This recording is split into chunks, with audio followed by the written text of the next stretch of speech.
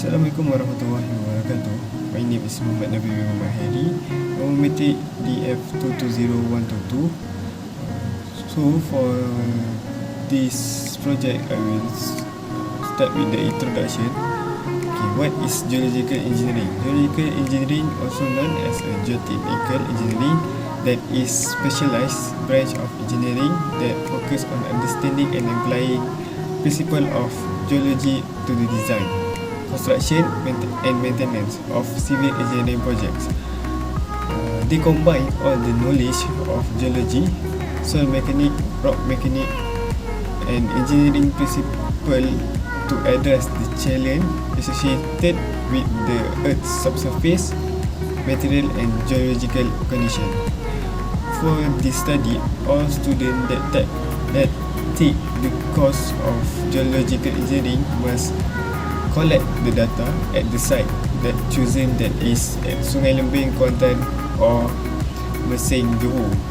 So for our group, we will take the data at the Sungai Lembing, Kuantan, Pahang. This is our activity that we do at the Sungai Lembing, Pahang.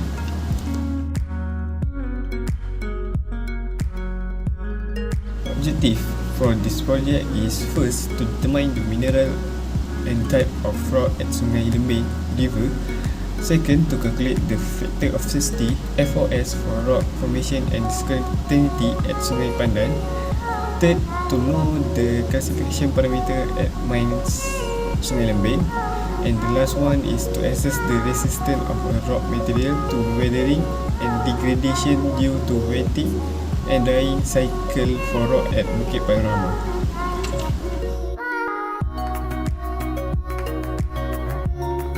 For the determination of the rocks and minerals, so we can identify it based on some of the characteristics. So the first one is the rock name. Rock name is, we can refer it to the sample prepared in the geology lab.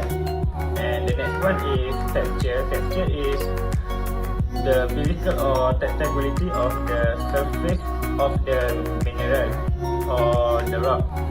It describes the feel, appearance and consistency of the object or surface, whether it is smooth, rough, coarse or fine. Then the next one is the mode of origin.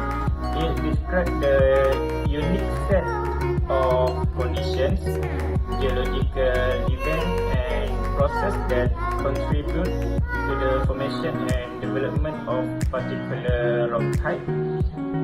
So the next one is the composition. Composition refers to the specific mineral and material that make up the rock.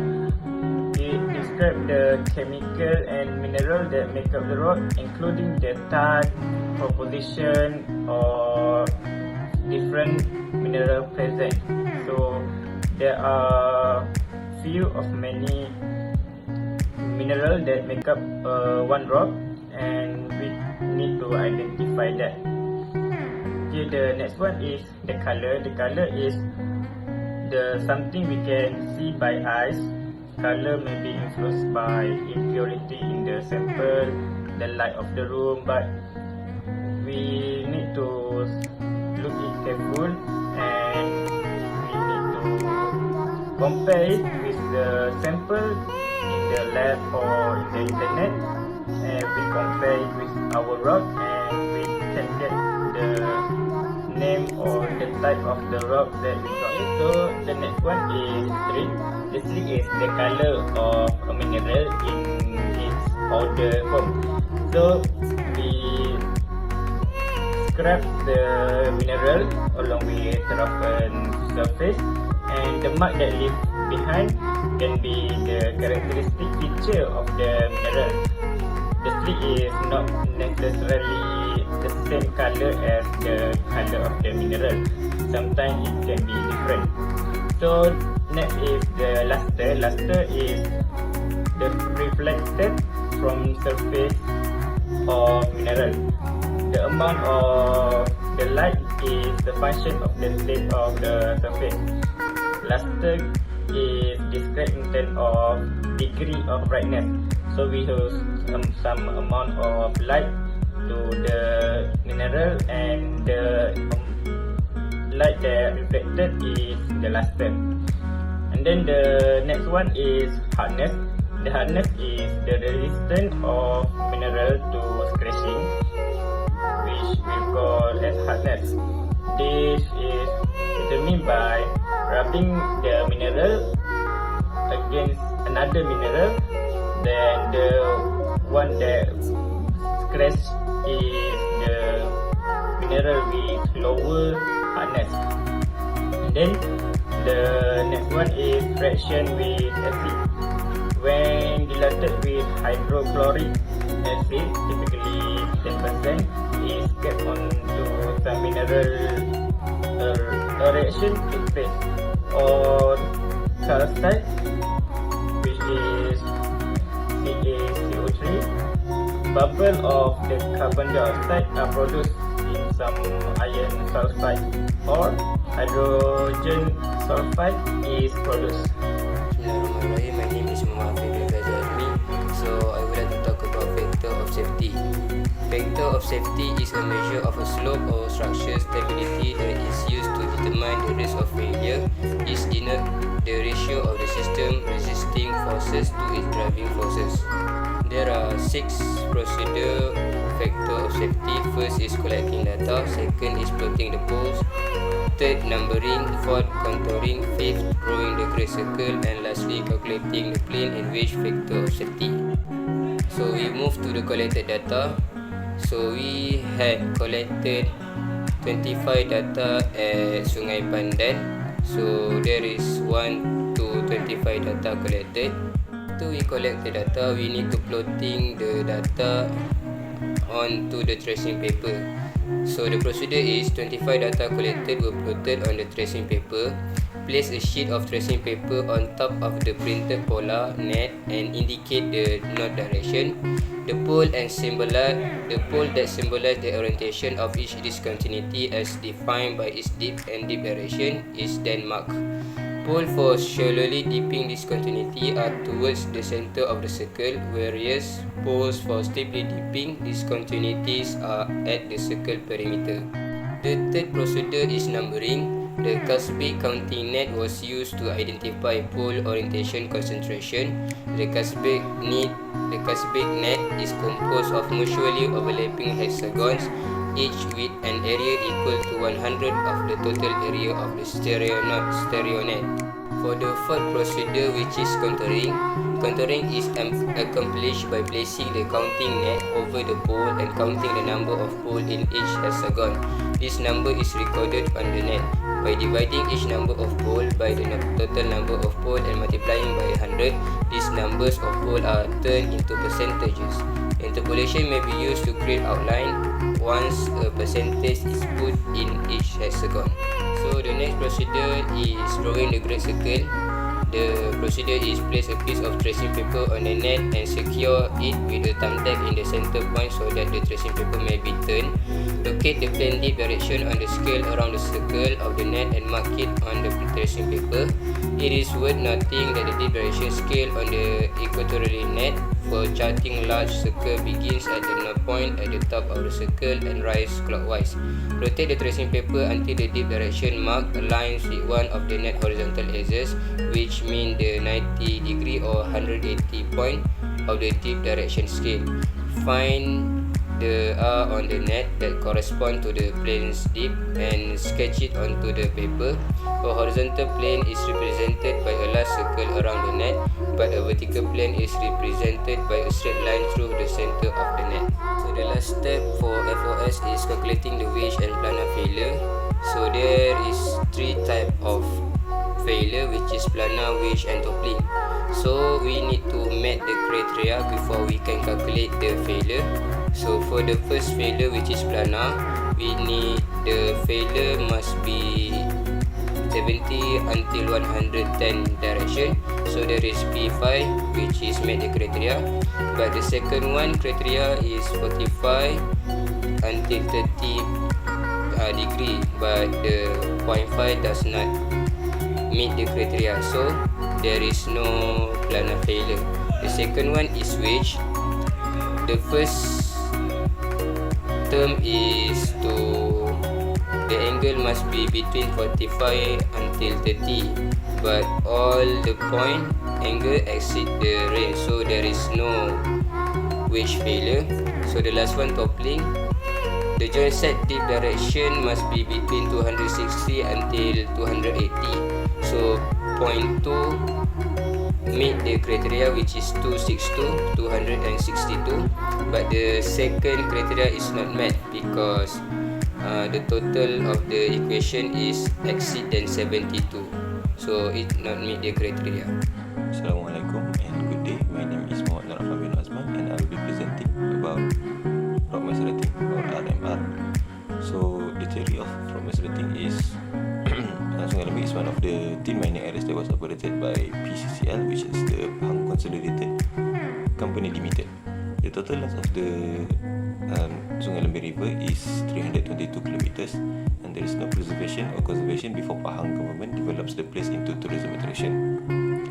Then the type of rock in the tunnel is shale, which is fine-grained sedimentary rock formed from silt and clay. Next is the methodology of RMR. First, we prepare outcrop. We choose an outcrop on the tunnel wall with a length of 1 meter. Then we divide the 1 meter square to 9 boxes. Then second, we do uniaxial compressive strength test. We determine the UCS of rock mass based on average value of rebound hammer. We managed to go on the 7 and the 9 boxes. The value of the average is 27.6. Then number 3, we do rock quality design. Rock quality design can be determined using RQD equals to 115 minus 3.3 JV. Number 4, spacing of discontinuities. We can measure this using SA equals to total SN per N. Number 5, condition of discontinuities. Persistence, aperture, roughness in filling and weathering can be observed using eyes. And then number 6, groundwater conditions determined based on observation on tunnel wall. This can also be observed by only eyes. If it is damp, then it's damp. If it is wet, then it's wet. And then lastly, the orientation of discontinuities. This also can be observed by watching the stripe of the tunnel. It can be perpendicular or parallel. Assalamualaikum warahmatullahi wabarakatuh. Hi everyone, my name is Izzuddin bin Zaihannuddin. My matrix number is DF220148, and today I will present about the slag durability test. First of all, choose 8 to 10 rock specimen of weighing 40 to 60 gram represent the sample. Next, the weight of the clean, dry and empty drum are recorded as D. After that, the selected specimen are placed into the drum and dried to constant weight at a temperature of 105 degrees Celsius in between 3 to 12 hours in the oven. After drying in the oven, the drum assembly for each test is weighed and recorded as A. The drums are then placed in the relayed water tank and coupled in the series to the motor drive unit. The tank is filled with shaking fluid, normally tap water at 20 degrees Celsius or distilled water, to a level of 20 mm below the drum axis, submerging almost half the drum. The test is immediately set in a motion where the drums are rotated for 20 revolutions during a period of 10 minutes. At the end of the period, drive is immediately switched off. The drums removed from the tank and the assembled with the specimens are dried in the oven at a temperature of 105 degrees Celsius. The mass of the oven dry drums and specimens are recorded as B. And then repeat the steps 6 to 9 and mass C is recorded. The net loss of the sample weight are calculated and tabulated. For the result, we refer table 9.1, which is a table slag durability index classification, which is start a very low at 0 to 25, low to 25 to 50, medium 50 to 75, height 75 to 90, very high 90 to 95, and extremely high to 95 to 100. For The visual description of the remaining rock piece of the cycle. There are 3 phases. First is piece remain virtually unchanged. Second is piece consists of small and large pieces. And lastly, piece consists of exclusively small fragment or very low. From the experiment, we observe both of the cycle are within 95 to 100, which is extremely high durability. For the visual description, the rock are remain unchanged after being dry, hot in the oven for days. That's all from me. Thank you. Okay, for the result of the determination of rock and mineral. For the mineral, we got the mineral name is quartz. The color of it is white and the streak is also white. And the luster is metallic. The hardness is 7. Reaction with acid is no reaction. And for the igneous rock, we got it as granite. And the texture is medium to coarse pheneric, and the color is pale reddish brown. The mineral composition is plagioclase quartz moscovite, and the chemical composition is more than 65%. The origin of it is from intrusive. Okay, for the sedimentary rock is shale. So the texture is clastic. Mode of origin is either mechanical or bioclastic. And the composition of the rock is various salts, siliceous, ferruginous. And the classification is pit, like lignite and coal. And last one is for the metamorphic rock. We got the rock name is quartzite. The structure is granule. The grain is medium to coarse, and the mineral composition is quartz. The parent rock is quartz and sandstone, and the metamorphism type is regional. So we got this all from observation and test in the lab, and also we do some research on the internet and from the slide or some books. Next, we go to data analysis and result and discussion. Then first, we divide the 1 meter length into 9 segments, and then we determine the UCS of all 9 boxes and average them into one value. We managed to get 27.6. This picture shows the different directions of joints in the tunnel wall. We have red 3, we have 3 purples, we have 7 blues and 4 greens. All these directions and all these colors represent different directions. So we can calculate SA using, as described earlier, as total as n per n. Which will then we manage to find the number SA. The value SA is 0.4, and then JV, which is the total of joints available on the whole segment, which is 17, and then RQD, which is 115 minus 3.3 multiplied by 17 equals to 58.9%. Finally, we use rock measuring system to rate the tunnel wall. So the standards of intact rock material is we give 2 ratings, and then the drill core quality, which is the RQD, we give 13 marks, and then the spacing of discontinuities we give 5 marks, which is the lowest, and then the condition of the discontinuities, meaning the discontinuity length, the persistence, the up question, roughness in filling and watering. We gave them a slightly rough surface and under 1 millimeter of separation, and then highly weighted walls. We only give them 20 marks. And then the groundwater condition, it is damp, so it is we give 10 marks. And then the rating adjustment for discontinuity orientations, we mark it as very unfavorable. And then lastly, the rock mass class determined from total ratings, we only managed to get around 38 points, and that concludes that this tunnel have four rocks for engineering purposes. Thank you.